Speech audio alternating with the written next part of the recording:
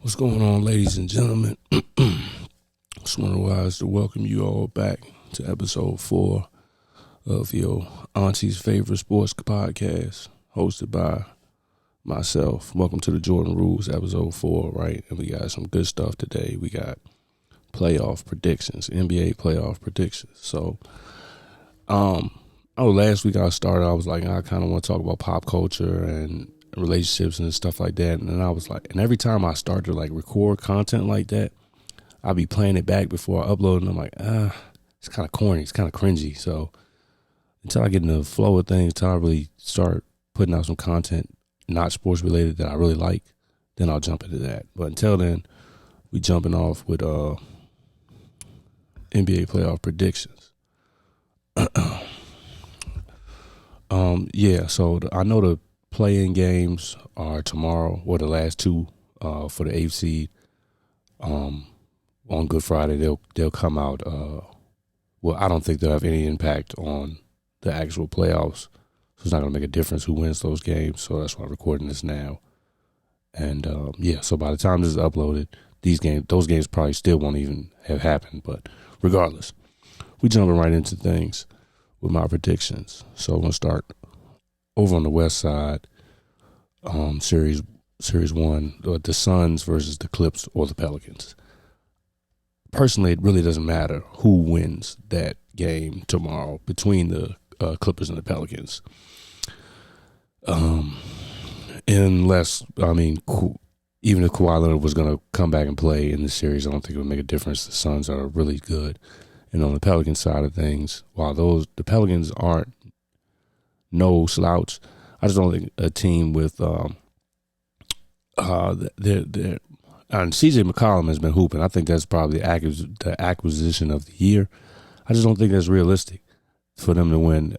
I don't think they'll win a game. So I got the Suns in 4. I think their offense is too good. Too many scoring options. The defense is really solid. Mikal Bridges is an all-defensive type of guy.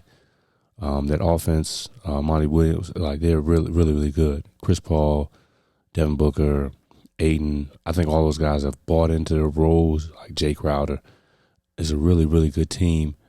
I just really, realistically they don't have a shot in the world, honestly. I don't say it doesn't matter if it's the Clippers or the Pelicans. I don't have either one of those teams winning a game. And unless the Clippers, by the grace of God, won a game and Kawhi Leonard came back, that's the only way they could win a game, realistically. I don't even gonna say they stink, but I'm not a big Clippers fan. I thought for sure they had the T-Wolves in the bag, and they just got outplayed in that playing game by Patrick Beverly and Edwards and D'Lo, and quite frankly, I couldn't trust a team like that. So, moving on. Grizzlies and the T-Wolves. I got the Grizzlies sweeping them as well. Unless Mr. Black Air Force One breaks Ja Morant's foot, there's no way that the Grizzlies lose that series. I think they're going to sweep them. I think the T-Wolves may steal one of their home games. But unless Pat Bev glues Ja Morant's shoes to the floor on some Wile E. Coyote TNT kind of stuff, it's not realistic. Grizzlies team is way better across the board. Karl Towns is fraudulent. Karl Towns stunk up the gym in that playing game. God awful performance. You know what I'm saying? The dude, first of all, and the Clippers played him well. They put smaller guys on him. It's not like Zubac was guarding him the whole game. They had the Morris twin on him sometimes. Paul George on him. I just think as a big man, when your best attribute is shooting the ball and you settle for jump shots a lot. It's like, I don't know, Karl, he's a 7-footer. Why don't you post up? Why don't you get to the basket? Get to the bean. Stop being lazy. Karl Towns is too skilled, too talented, self-proclaimed best big man shooter of all time, and he laid an egg, stunk up the gym. If it wasn't for Anthony Edwards and D'Lo, they'd be getting ready to get their heads beaten by the Pelicans, and they would be home. And Patrick Beverley, don't get me started on how horrible this dude is. I don't care if I'm a coach and, we reward guys for playing hard and all that. Patrick Beverley is fraudulent. All that dude does is yell and foul people, and it's bad basketball. We saw he had 3 fouls in the first quarter. The dude stinks. All right. I don't know if you. I'm not a Pat Bev guy at all, ever. Like when he played with the Rockets, and I was James Harden stand. I had to watch some of that god awful basketball. Dude is horrible. He self-check on offense. All he does is foul. So I'm not a Pat Bev fan at all. I feel like, I don't know. I don't know. I feel like Pat Beverley hoops in black Timberlands for fun. I hate that guy. So I'm going, Grizzlies sweeping them. Straight up. Karl Towns, 7-footer, wants to shoot 3-pointers all day, and that's the old head in me that hates watching that. So, no. Moving on, the 4-5 matchup, we got the Jazz and the Mavericks. We don't know the status of Luka's injury. I think I saw a report that say he'll be out at least game 1, maybe game 2. If the Mavericks win if they win one or two, if they split those games without Luka, I still think the series is going to go 7. But it all depends on how they play without Luka. I don't trust Mike Conley. I think he's a con artist. I think he stole like $100 million that nasty max contract he signed. Donovan Mitchell averages more turnovers than passes to Rudy Gobert. And don't get me started on that, because Rudy Gobert, Booty Gobert is what I call him, because he stinks. Rudy Gobert, I wouldn't give him the ball either. He doesn't have any post moves. If he catches the ball on the block, what is he going to do with it? You can't put him in a dribble handoff situation. And in today's NBA and modern basketball, bigs got to be able to handle the ball, at the very least to be able to catch the ball, take one dribble, and hand it over to a wing guy so they can get down the lane, who treat dribble handoffs like ball screens in real life action. Can we trust Rudy Gobert to handle the basketball for 2 dribbles? No. I wouldn't give the dude the ball either, unless he was ass open under the rim for a layup or dunk. That's the only time Rudy Gobert would get the basketball for me. Me personally, I'd rather Donovan Mitchell shoot it over 2 people than get a ball to Rudy Gobert. I don't give a damn about those defensive player of the years that he stole. I think the dude is French Hasheem Thabeet.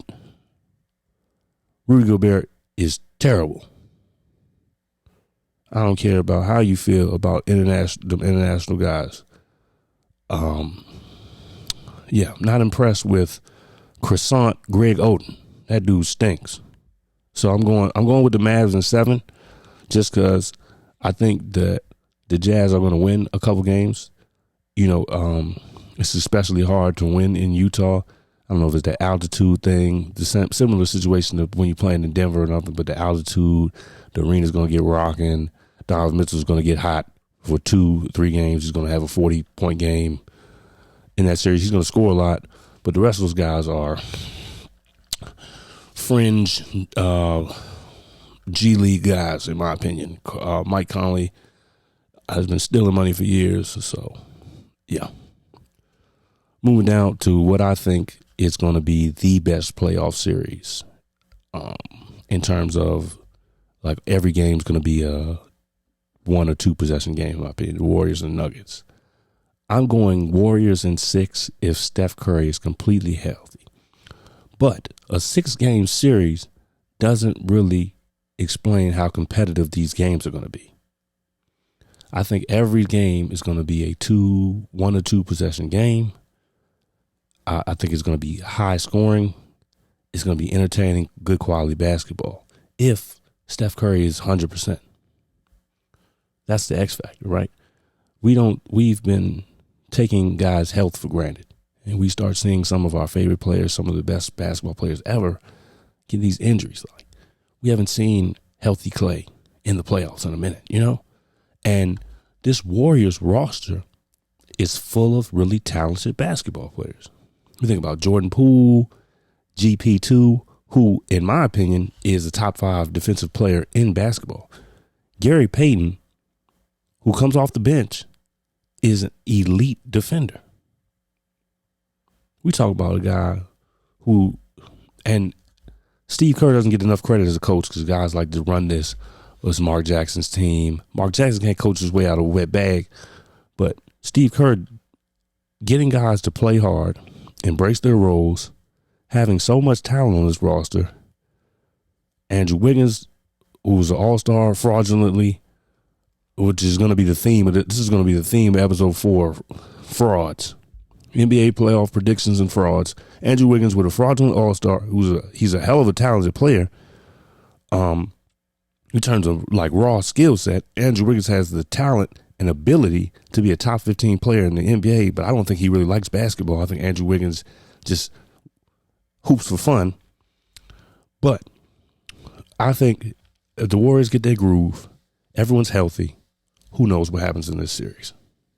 I'm going Warriors in 6 if Steph is 100% healthy. If not, Nuggets in 7, just because if Jokic gets on that dominant wave, because we're not hearing none of that small ball stuff. If Jokic get to the block, post up, and the Nuggets, primarily offensive action, they want to get Jokic the ball in the middle and have, guys move off ball screens, cut to the basket, stuff like that, which is how he gets all those assists. And while Jokic is, I think he's not going to get MVP this year. I think Embiid's going to win it off of a little bit of voter fatigue, right? Maybe because last year, however. But it's going to be a disservice to basketball if one of these two guys is going to be on the second team All-NBA and they're going to be second in NBA voting. So the NBA needs to do something about All-NBA. Whatever. Jokic is dominant and supreme court vision for a big fella. We've never seen it before. Whether you're an Embiid or a Jokic guy, those are the two most skilled big men of all time. Shout out to Hakeem. Regardless, Jokic, if he gets on his dominant wave, looks to score more.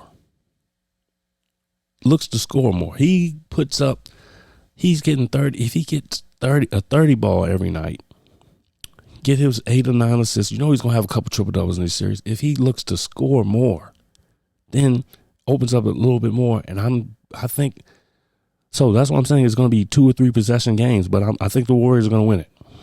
But it's going to be interesting to see. That's going to be the best series, in my opinion. Moving on to the East side for round 1, we got Heat, Cavs. I'm going with the Heat in 6. I think it's going to be a good bump. Well, I said Heat and Cavs, even though who the fuck else is playing in that play-in? Slipping my mind right now. Come on, Bushrod. The Hawks. I think the Cavs are going to win, but I would not be surprised if the Hawks won this play-in game. Either way, I think the Heat in 6 regardless. I think whatever team wins this play-in game has the best individual player on either team. Trae Young, in my opinion, is better than every player on the Heat. Don't care. Not a Jimmy Butler fan. I don't care. Dude has a 9-point game once a week. Can't shoot. All he does is yell. Not a big Jimmy Butler guy. On that fake Kobe stuff where I was in the gym at 3 o'clock. It didn't work, man. Figure out, maybe you need to be getting some sleep. What are you doing not working? Hell of a run in the bubble a few years ago, but yeah. So, and then Darius Garland is also better than every player on the Heat, in my opinion. DG is the truth. But I think it all depends on if Jared Allen, big goofy ass, decides to play basketball. I know he broke his finger or whatever, but if he plays in the play-in and rebounds well, then they'll win. But I'm thinking Heat in 6, regardless. I think it'll be a good entertaining series. Tyler Hero, I wasn't big on him last year, but he's proved me wrong. 6th man of the year for sure. I mean, he's got in my opinion, those guys that are the six men that come in off the bench and their only job is to really just gun, living their life. So, moving on. Nets and Celtics also will be a pretty good series. I don't think it'll be as entertaining as Warriors Nuggets in my opinion, but Nets Celtics, I'm going with the Nets in 7. Kyrie during Ramadan is crazy. He's hooping at all-time level in terms of efficiency. KD's cooking. As long as they're not playing Drummond in meaningful minutes, let Big Clax get them minutes. Let Clax get those minutes as opposed to Drummond. We're just putting Andre Drummond in pick and roll. He can't guard nobody, man. It's not realistic. Tatum is the truth. He's on his roll. Jaylen Brown's getting into it. You got Marcus Smart, who's horrible, but another one of those guys that's an effort guy that gets hot. And the Celtics role players are going to be a major key in that thing. I don't know what they said, Robert Williams, if he's playing, if he's hurt or not, but I think it'll be interesting to see who's all there ready to go. But I'm still going to go with the Nets in 7. Bucks Bulls. I'm going with the Bucks in 5. I would be honestly surprised if Chicago wins one game. We think about the Bulls, who for a good chunk of the season were the number 1 seed in the East. But they cannot beat good teams. When you think about a team, and this Bulls team reminds me of that Bulls team that had Rondo, Jimmy Butler, and Dwayne Wade, in terms of their primary offense is coming from 2 guys that I feel do the same thing. DeMar DeRozan and Zach LaVine are both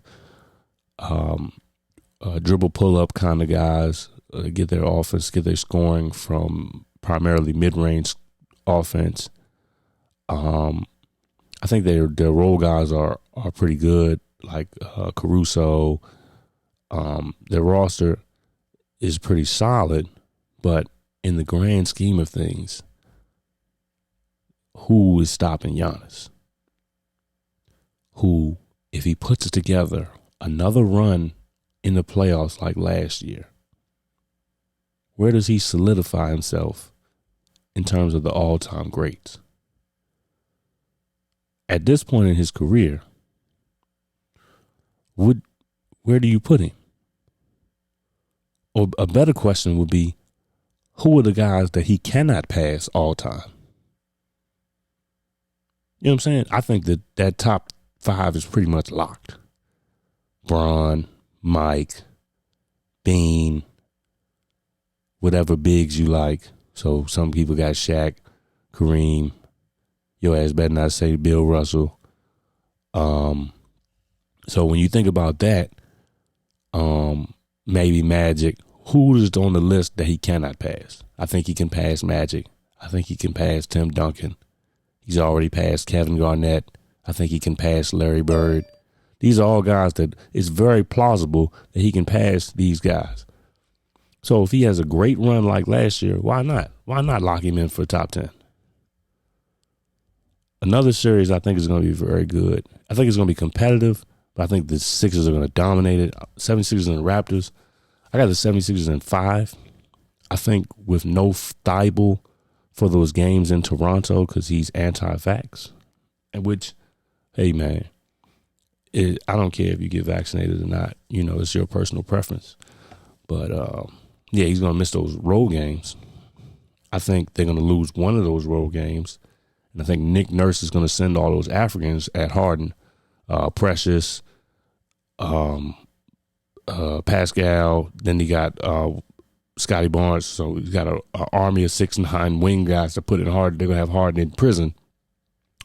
It's going to be up to Embiid to score 35 a night, which he's been doing since Harden got there. I feel like his scoring has been increased since Harden. Yeah.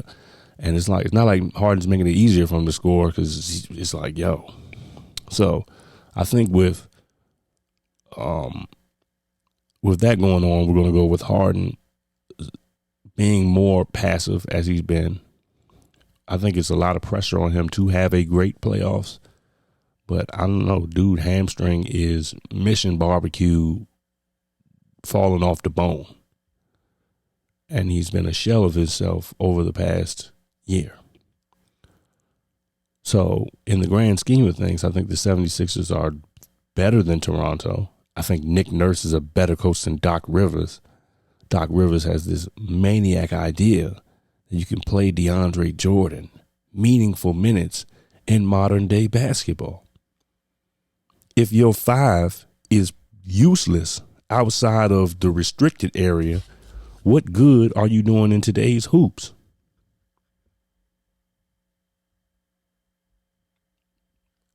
I just don't find a point in it, right? So,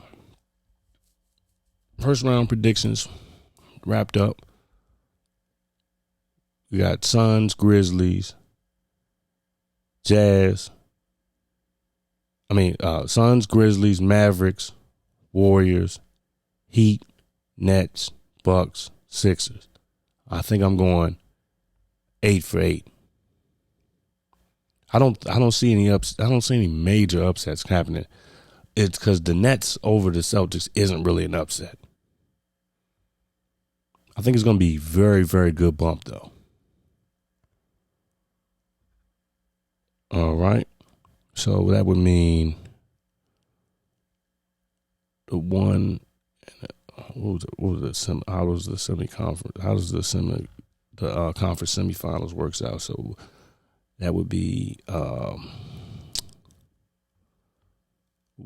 Suns versus the Mavs in the semifinals, right? So I'm gonna go with the Suns in that as well. I think the Suns coming out the East realistically, and then Grizzlies versus Warriors.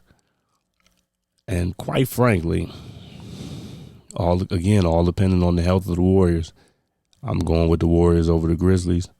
I'm going with the Suns over the Mavs. So Suns, Grizzlies conference finals. I'm the Grizzlies over the Warriors. It just depends on the health, but I'm going to go with the Grizzlies. I'm thinking Suns, Grizzlies for Eastern Conference Finals, and Suns coming out the West. But the grand scheme of things is going to come down to everyone's health. I think the biggest thing for that is like Ja Morant's been dealing with injuries all year, but the Grizzlies are solid without Ja Morant. The Warriors, without one of their big three, who knows what's going to happen? Steph hurt, they stink. Dre hurt. Draymond was hurt. The Warriors were bad. Draymond was hurt. They really and like people talk trash about Draymond. Oh, he averaged triple single, yada yada. Draymond is the heart and soul of that team. Steph Curry is their best player, but Draymond is a major piece of the puzzle.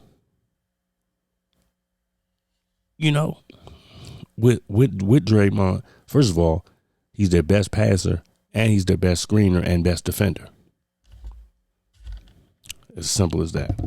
But Suns, Warriors, Western Conference Finals. Suns in 7. And then looking over at the east side of things, it would be Heat versus the 76ers. Going with the 76ers in 7. Just because I think by then, Harden will have gotten in his groove. Harden will get in his groove. I don't think anyone on the Heat can guard him. I know no one on the Heat can guard Joel. I don't trust Jimmy Butler. Yeah. 76ers in 7 for the Eastern Conference semifinals. And then the other matchup, Nets versus Bucks. I think the Nets get their revenge. Everybody talks about how the Nets were one Kevin Durant 3 away because he stepped his big ass size 17 over that 3-point line. The Bucks weren't going like cheese. Chris Middleton, Kunt were hooping. I think the Nets get their revenge this year. Ramadan Kyrie, Kevin Durant in his groove. First of all, Kevin Durant had 2 career highs this year, both for points. I think he scored the most points he ever had. It was like 55, and he had a 16 assist game. Kevin Durant's getting in his groove. Talking about a dude coming off a serious injury. An Achilles injury shut you down, bro. Don't nobody supposed to be hooping like that off an injury like that a few years ago. Yo, that's really crazy. So, Nets get their revenge. 76ers, Nets, Eastern Conference Finals.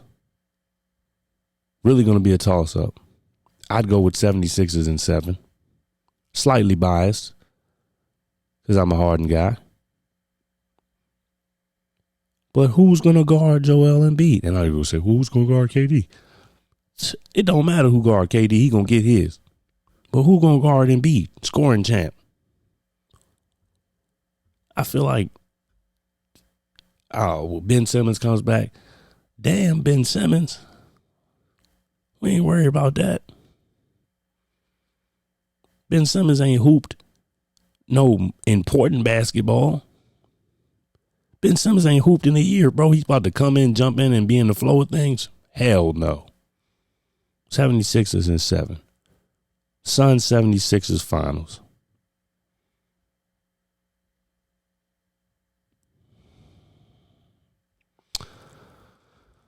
Oh man, that's a toss-up right there. See, the bias side of me wants to be like, yeah, 76ers winning the chip. The process coming out. No. I think if the Nets win the East, they'd win the championship. But if the 76ers win the East, they're going to lose to the Suns. I just think that the Suns team, they're gonna put Mikal Bridges on Harden. Ayton is gonna do a formidable job against Embiid. Really gonna make him work for every basket. It's not gonna be a walk in the park by any means. But I think the Suns would win that series. It's all gonna come down to, again, health. And the NBA has always been the healthiest team wins the championship. We saw that last year when Kyrie got hurt, Harden was hurt, KD was by himself. Bucks won that series. The Bucks get to Phoenix and just overpowered them. So, whatever team comes out of the, it depends on who comes out of the East. I really think it's a 3-headed horse out of the East. Philly, Milwaukee, and Brooklyn.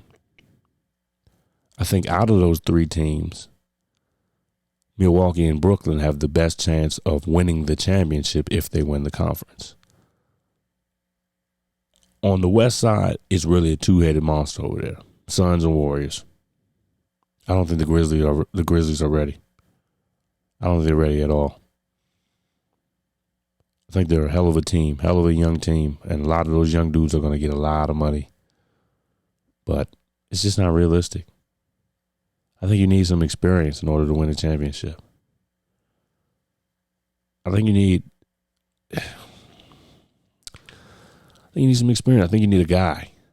And you know, Ja Morant's the guy, but I think you need a guy that's been there before, or I think you need a signature shoe guy, almost to say, not to be kind of corny, but you need a top 5 kind of player to win the championship. And when you think about championships over the past few years, all those guys that won championships have had a top 5 kind of guy. Bucks, cool. Lakers, Bron, Raptors, Kawhi at that time, Warriors, Steph. So over the last 5 years, all those teams that won championships have had a top 5 guy. Is Ja Morant top 5 yet? Not yet.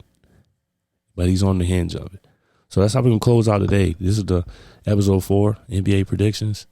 Thank you all for tuning in. Like I said, we're going to eventually get to the point where I start talking about pop culture, relationships, the stuff. Like I really wanted to talk about when Will Smith got the taste smacked out of his mouth. I mean, Will Smith smacked Chris Rock. I really wanted to talk about that stuff, but when I started recording, it was kind of cringy.